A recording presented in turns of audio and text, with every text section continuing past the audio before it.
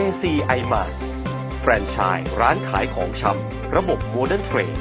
ที่เปลี่ยนสถานะของลูกค้าให้เป็นคู่ค้าด้วยนวัตกรรมการเปลี่ยนทุกรายจ่ายให้เป็นประโยชน์ร่วมกันแฟรนไชส์ร้านขายของชำที่คุณสามารถลงทุนเริ่มต้นขั้นต่ำเพียง 35,000 บาทด้วยการลงทุนเพียง 35,000 บาท JC iMart ของคุณ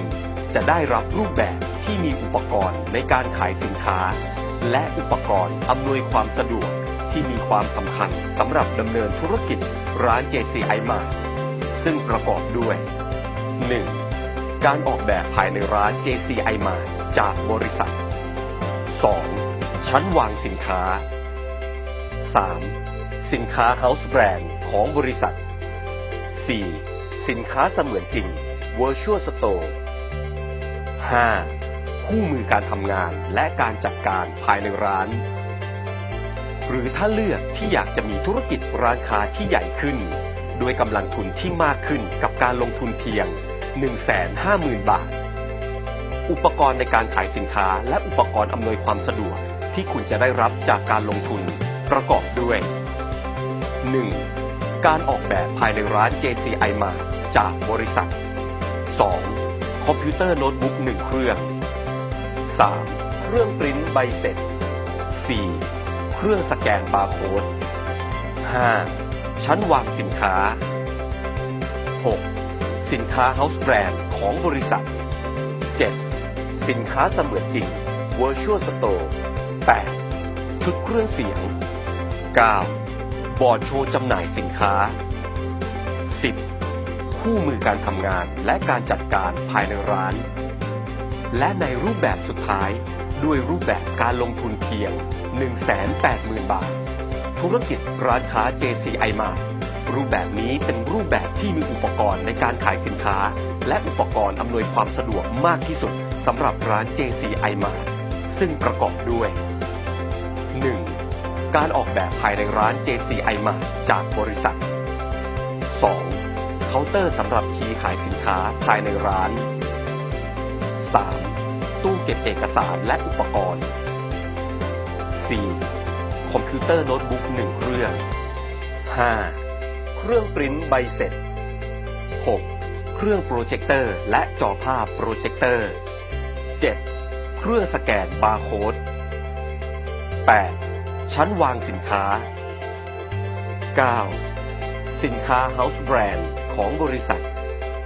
10. สินค้าเสมือนจริง Virtual Store 11. ชุดเครื่องเสียง 12. หม้อทอดไฟฟ้า Air Fryer 13. บอร์ดโชว์จำหน่ายสินค้า 14. คู่มือการทำงานและการจัดการภายในร้านสำหรับเงื่อนไขหรือหลักเกณฑ์ในการพิจารณาคัดเลือกผู้ประกอบการแฟรนไชส์ JC iMart 1. ผู้ประกอบการจะต้องเป็นสมาชิกของบริษัท Joy & Coy Corporation จำกัดระดับ Gold 2. ผู้ประกอบการจะต้องเข้าใจแผนธุรกิจของบริษัท Joy & Coy Corporation จำกัดและมีประสบการณ์พร้อมในการประกอบธุรกิจ 3. ผู้ประกอบการจะต้องผ่านเงื่อนไขดังนี้องค์กรฝั่งซ้าย 15 ท่านซึ่งแต่ละท่านต้องเป็นสมาชิกระดับโกลด์และองค์กรฝั่งขวา 15 ท่านซึ่งแต่ละท่านต้องเป็นสมาชิกระดับโกลด์หรือผู้ประกอบการผ่านการอบรมโปรโมชั่นซ้าย 3 ขวา 3 ที่บริษัทได้จัดอบรมหรือผู้ประกอบการมีประวัติการทำ PPI อย่างต่อเนื่อง 4. ผู้ประกอบการจะต้องสมัคร e-wallet ก่อนที่จะเปิด JC iMart 5. มีทัศนคติและความปรารถนาที่ดีในการดำเนินธุรกิจด้านขายตรงและขายปลีก 6. มีความพร้อมในด้านการลงทุนของผู้ประกอบการ 7. มีทำเลที่ตั้งพร้อมด้วยศักยภาพในการประกอบธุรกิจ 8. มีความเข้าใจและปฏิบัติตามกฎระเบียบที่บริษัทกำหนด 9. ในการดำเนินการเปิดร้านในพื้นที่ใกล้เคียง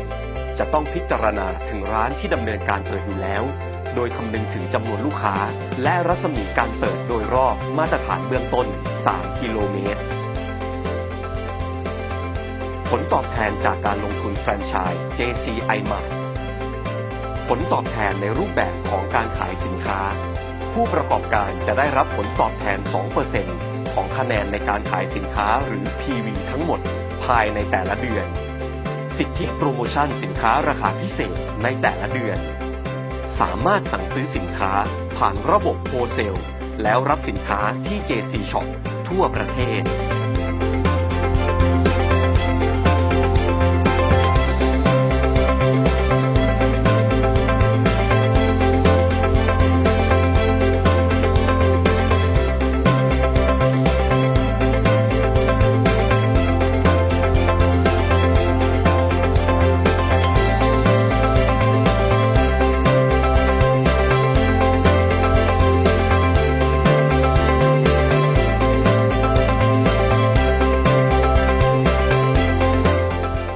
สนใจเปิดแฟรนไชส์ร้าน JC I-Mart ได้ที่บริษัท Joy & Coy Corporation จำกัด JC I-Mart นวัตกรรมแฟรนไชส์รูปแบบใหม่สร้างรายได้แบบไม่รู้จบ